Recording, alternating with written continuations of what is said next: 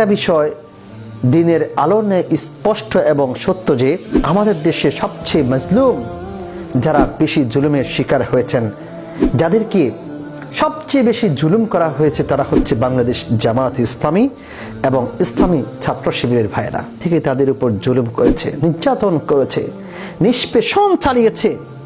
তাদের পরিবারগুলোকে শেষ করে দেওয়া হয়েছে, তাদের অর্থ সম্পদ, ছেলেদের পড়াশোনা সহ প্রত্যেকের ক্যারিয়ারকে ধ্বংস করে দেওয়া হয়েছে।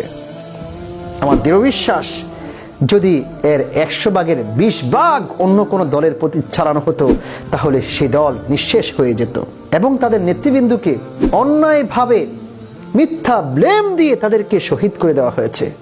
তার অন্যতম আপনারা জানেন, শহীদ আল্লামা দিলাওয়ার হুসাইন সাঈদী রহিমাহুল্লাহ, মাওলানা মতিউর রহমান নিজামী রহিমাহুমুল্লাহ সহ আরও যারা শহীদ হয়েছেন। জালেমদের কি বলছি, আপনি জুলুম করছেন আর ভাবছেন আপনি ছাড় পেয়ে যাবেন? কশিন কালেও নয়।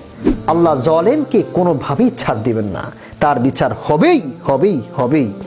সে দুনিয়াতে লাঞ্ছিত হবে, বঞ্চিত হবে এবং আখিরাতে তার জন্য জাহান্নামের আগুন অপেক্ষা করছে। কাজেই কেউ জুলুম করবেন না, যে যেখানে আছেন জুলুম করবেন না, জালেম নয়, বরং মজলুম হয়ে থাকার চেষ্টা করুন।